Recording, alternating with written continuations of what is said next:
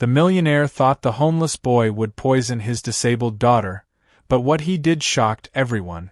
Eduardo Alvarez was a powerful businessman, a man who controlled everything: markets, negotiations, the lives of others, everything except one life: his own daughter's.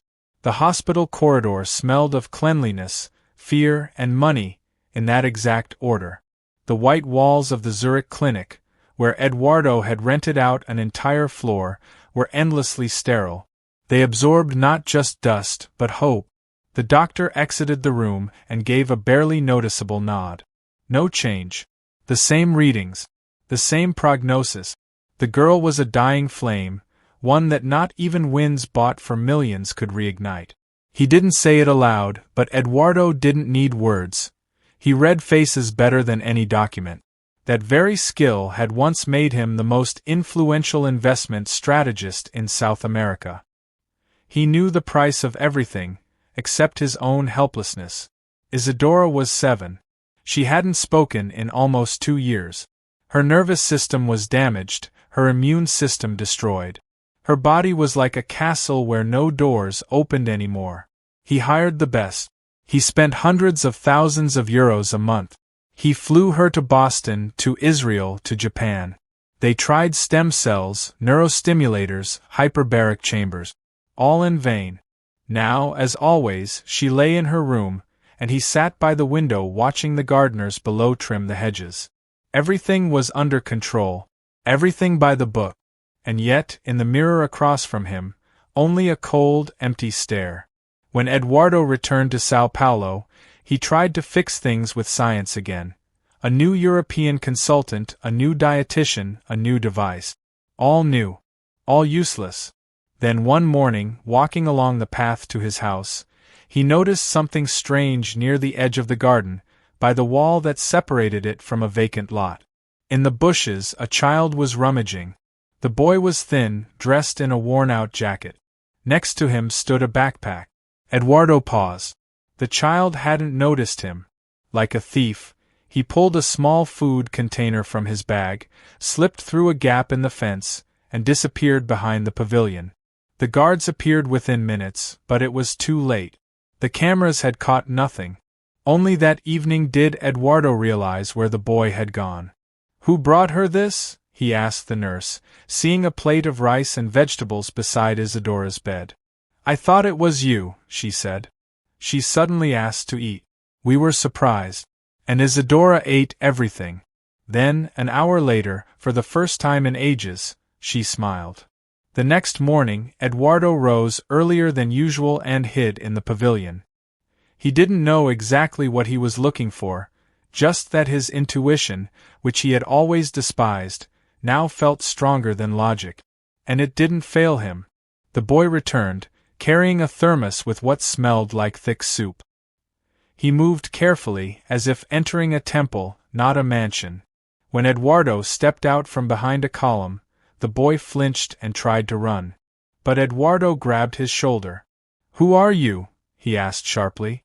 I'm Lucas. Sorry, I'm not a thief." She was crying. "I saw her. My grandma said she needs food." "Your grandmother?" "Estella.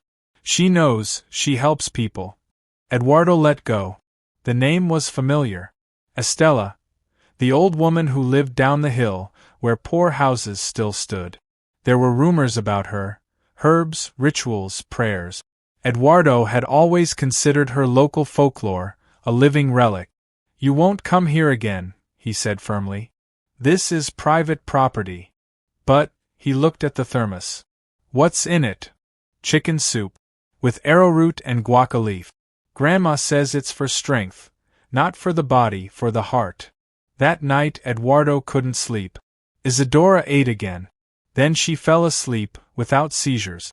He sat beside her, holding her hand, thinking, it can't be. Salvation can't begin where science ends. The next day, he went down the hill, to where the earth smelled of rain, and people lived by the moon, not calendars, to the home of the woman he'd always thought was a nobody. But now he knew, she had something he did not. And when the door opened, and a gray-haired woman stood straight as a cane on the threshold, for the first time in his life, Eduardo didn't know what to say. You want to heal a body, she said before he could speak, but I'm trying to heal a child. He didn't know what exactly stirred in his chest, but he knew. He had just stepped into a garden where everything was real. Next time, Lucas came wearing a white Panama hat, looking like a character from an old book. The hat was too big and kept slipping over his eyes. He walked toward the mansion as if the path meant more than just crossing a fence. He walked where someone was waiting, where he could help. But this time, Eduardo was already waiting at the gate. You're stubborn, the man said. That's good. I value stubbornness, when it gets results. I didn't know you'd see me, Lucas muttered, avoiding his gaze. I heard her crying in the garden. I came closer. And then, why did you think food would help her? It's not just food, Lucas said, standing tall. It's what Grandma makes when someone loses their taste for life. We had a neighbor, his wife died. He wouldn't speak to anyone. So Grandma fed him soup. One day, he walked outside and started planting trees. She says food isn't just nourishment. It's memory. It's touch. It's home. Eduardo wanted to say it was all fairy tales, that the body runs on chemistry, biology, and statistics, but then he remembered, statistics explained nothing. And after eating, for the first time, the girl asked, without words, just a gesture, for it to be repeated. He brought Lucas into the house. For the first time in a long while, Isadora didn't turn her head away. She even lifted herself slightly on the pillows. Lucas handed her a bowl, carefully arranging its contents. Stewed beans with pumpkin, finely grated ginger root, and a bit of boiled banana. The girl picked up a spoon. Eduardo couldn't believe his eyes. She likes it, Lucas whispered. Grandma says her body is dark like a cave, and food should be the fire. What do you even know about this? Eduardo snapped, unable to hold back. You're a child. And she's a doctor? She's not a doctor, the boy replied calmly. She's just seen many people die. And many survive. She knows how to listen. The man fell silent. It was unbearable, feeling the walls of certainty crumble around him, walls he'd hidden behind his whole life. After dinner, Lucas left, promising to return the next day. Eduardo remained in his daughter's room and, for the first time in years, read her a bedtime story. He didn't know if she could hear him, but her lips trembled. In the morning, Patricia called from Geneva. I heard you're back in Brazil. What's happening with the new therapy? No one's answering me. I see the reports, but they're meaningless. Any progress? There's some movement, he replied vaguely.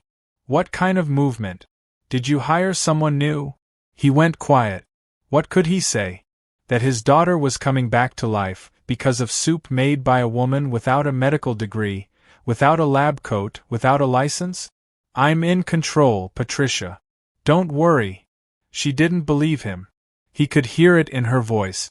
But he didn't argue. 2 days later, Lucas came again. He brought with him a tiny flower in a pot. This is peperita. A kind of mint, but special. Grandma says if you keep it close, dreams will be softer. Dreams? Eduardo scoffed. Are you serious? When was the last time you slept without nightmares? The boy asked. The man didn't answer. Because he hadn't truly slept in over a year. That evening, Eduardo himself went to Estella's home. The road was short but felt endless. A dusty path, the chirping of birds, the smell of wet earth. Finally, the wooden house, shaded by an acacia tree. From the window, a voice was singing an old lullaby. He knocked. I've been expecting you, Estella said. Come in. The house was clean, simple, and filled with the scent of dried herbs. No medical equipment, only books, bunches of leaves hanging from the ceiling, jars, bowls, and a silence that made you want to breathe more deeply. I don't believe in miracles, he began. But my daughter. You believe in numbers, Estella nodded. But a child doesn't suffer from numbers. Her soul wants to be seen. Not treated. Loved. Her words hit like a blow, simple, direct. He couldn't ignore them because deep down, he knew she was right. What should I do? Start with the simple things. Listen. Eat with her. Don't read reports, read to her. Don't control, just be present. I offer no guarantees, but I believe in love. And love is stronger than any formula. He was silent, then asked, Why are you helping? Estella smiled. Because once someone helped me. Because if you can save even one soul, then you haven't lived in vain. That evening, he returned home a changed man. He didn't know what he was doing, didn't understand where he was heading, but for the first time in years, he felt he wasn't walking alone. Eduardo couldn't pinpoint when something started to shift within him. It wasn't a sudden revelation, more like a vague, persistent whisper that grew louder over time. He still wore expensive suits, still received reports from the clinic in London, still saw himself as a man of power. But every evening, he sat beside Isadora, feeding her spoonfuls of Estella's thick soup. And each time, something inside her came back to life. One day, the girl reached out to him, just placed her small hand on his. He froze. It wasn't just a touch. It was forgiveness. Lucas started coming every day, sometimes with food, sometimes just because. He brought hand-drawn cards with flowers and animals, played the harmonica, told stories about puppies born in their courtyard. Isadora listened. She didn't speak, but her eyes held a depth they'd never had before. Have you ever been afraid to die? Eduardo asked Lucas one day. The boy shrugged. I'm more afraid of losing my grandma. Dying isn't that scary. Being unwanted is worse. The answer pierced him like a needle. He started visiting Estella more often. At first, he just sat silently on the edge of the bench. Observe. Then he asked questions. Then he helped. For the first time in his life, he peeled Maranta root with his own hands, rinsed chamomile, dried lemon balm under the sun. The man who had once ruled negotiations from skyscrapers now knelt in the garden, smoothing the soil with his hands. You're not saving your daughter, Estella said once, watching him. You're learning to be with her. And that is the saving. He nodded, wordless. He began visiting even without a reason. Just to sit on her porch, drink guava leaf tea, and listen to the kind of silence in which the heart finally begins to hear. One day, he noticed a withered bush in the garden's corner. What happened to it? It spent too long in the shade, Estella replied. Without sun, everything dies, even the living. He looked at Isadora and understood. She, too, had spent too long in the shadows. In the shadow of his control, his money, his decisions. That same day, he gave the order to open the back section of the garden. It had once been a helipad. Now he ordered the concrete to be removed, soil to be brought in, and greenery to be planted. He wanted his daughter to be able to breathe something real. This is foolish, Patricia said when she heard. You're building a village in your own home. It's ridiculous and dangerous. If she dies, the press will destroy you. And what if she survives? He asked. Because of some old woman and a soup? Eduardo, wake up. You'll lose everything, your reputation, your contract. I'll take your daughter away from you. You never had her to begin with, he replied calmly. She's not a project. She's a person. Patricia took him to court. She contacted journalists. The calls, articles, and leaks began. Billionaire trusts daughter's health to a witch from the favelas. New scandal in the Alvarez family. His business partners distanced themselves. One of the funds he managed suspended operations. He sat in the garden next to Isadora and thought, everything is collapsing, everything he built. And in that moment the girl moved, just a slight turn of her head, her gaze locking with his, long and deliberate. Then she sat up and gently touched a leaf on the nearby bush. It was her first voluntary movement since the beginning of her illness. He didn't shout. He just cried. Silently. Controlled. But inside, something broke like a dam bursting. Later, he asked Estella, is this the start of recovery? This is the beginning of return, she answered. She's here now with you. The rest is no longer for us to decide. He began spending more and more time in the garden. He put work aside, turned off his phone. He read to his daughter, planted mint, taught Lucas how to stack dried herbs in the correct proportions. He, a man of logic, now respected the unprovable. Estella once said, "Everything you do must grow. That means it must live. You carried too much that was dead inside. Now you are coming back to life, together with her." He didn't argue. He knew, all that he once thought important was now just background. At the center was a little girl, sitting on a blanket, trying to take her first step, for real. The first truly warm days arrived at Eduardo's home quietly. The garden, once rigid and tidy, now bloomed with colorful disorder. Mint spread along the paths. Lemon balm overtook the flower beds. Guaca shrubs stretched toward the sun. All of this irritated Patricia. "You don't care about safety," she shouted the day she came to visit her daughter. "Where is the sterility? The hygiene? She's sitting on the ground next to bees, with a boy you haven't even vetted." "She stood up on her own for the first time in 2 years," Eduardo replied quietly. "You want to lose her completely? Then lose her alone. I'm filing the documents. The court will decide who can be trusted." And she did file them.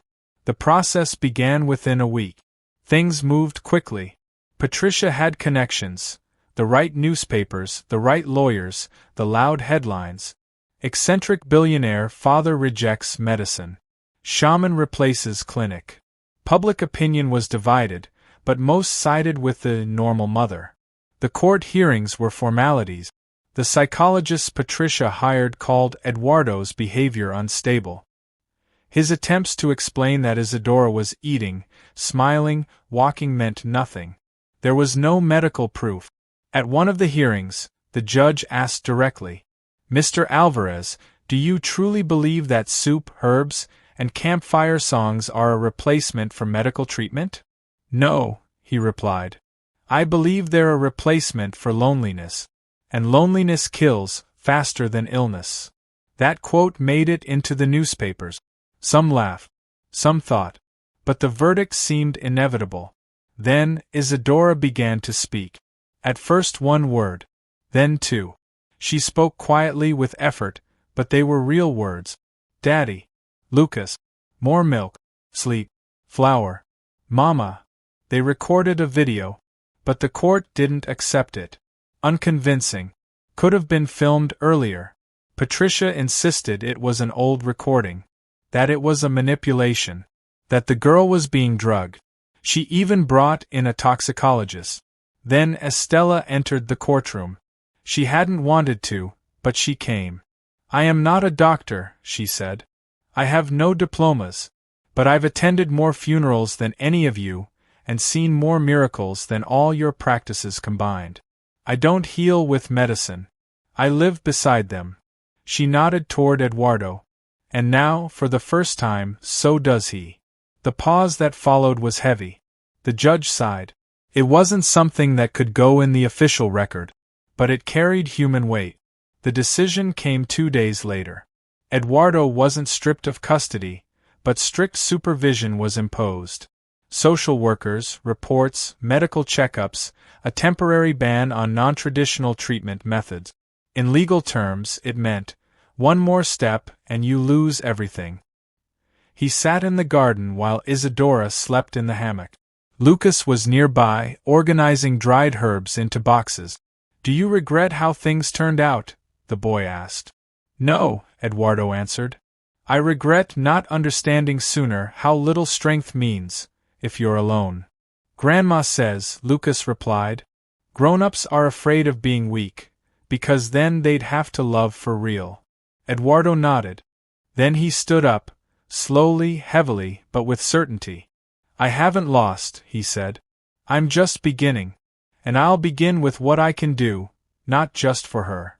He started writing at night, drafting a charter, looking for people. He couldn't win in court yet, but he could create an alternative. 4 other parents just as lost. 4 children already written off. He named it the Isadora Foundation. His idea was simple: free support for families whose children had fallen outside the bounds of traditional medicine. Not to replace hospitals, but to complement them. So that no one would be left alone. So that someone, anyone, would just sit nearby. "It's a utopia," said his former business partners. "Is this a publicity stunt?" asked the journalists. "It's me," he replied. "The real me." Isadora came into the garden on her own, not in a wheelchair, not in a nurse's arms, not under a therapist's watch. She just walked out in a light dress, her hair in a delicate braid, one hand resting on the wall of the house. She wasn't rushing. She moved with care, like someone learning to be. Eduardo stood frozen on the porch. His heart pounded like it did in court, or in meetings with international investors. But this moment carried much higher stakes. "Papa," she said, clear, distinct. And she smiled. He didn't answer. He simply dropped to his knees and opened his arms. She walked to him, slowly, and embraced him. It wasn't just a hug. It was a vow. The Isadora Foundation began humbly. One room, one coordinator, one doctor, and one herbalist. Yes, Estella agreed to help. Unofficially, not as a licensed phytotherapist, but as a human being who could sit nearby. She didn't have a resume, but she had a gift, and Hearts recognized it. Lucas came every day after school. He helped pack herbs, track patient requests, design flyers. He wore a badge that read, Assistant Coordinator. But everyone knew. He was the boy Eduardo had once found behind the fence. Or maybe the boy who had found him. At first, the media mocked the foundation. But within months, hundreds of people came. Those who had heard, "There's nothing more we can do." Those who lived between hope and exhaustion. They came for words. For soup. For what official medicine often lacked. Someone simply being there. Eduardo no longer lived in the mansion. He sold it, kept only the garden. There, he built a pavilion, not of glass and marble, but of wood, with open windows, where children could nap on blankets, listen to stories, eat Estella's meals. He lived modestly now. No bodyguards. No chauffeur. No designer suit. "Are you still a businessman?" an old partner once asked out of curiosity. "No," Eduardo replied. "I'm a father. And a student. My best teacher? An 8-year-old girl who one day learned how to look people in the eyes again.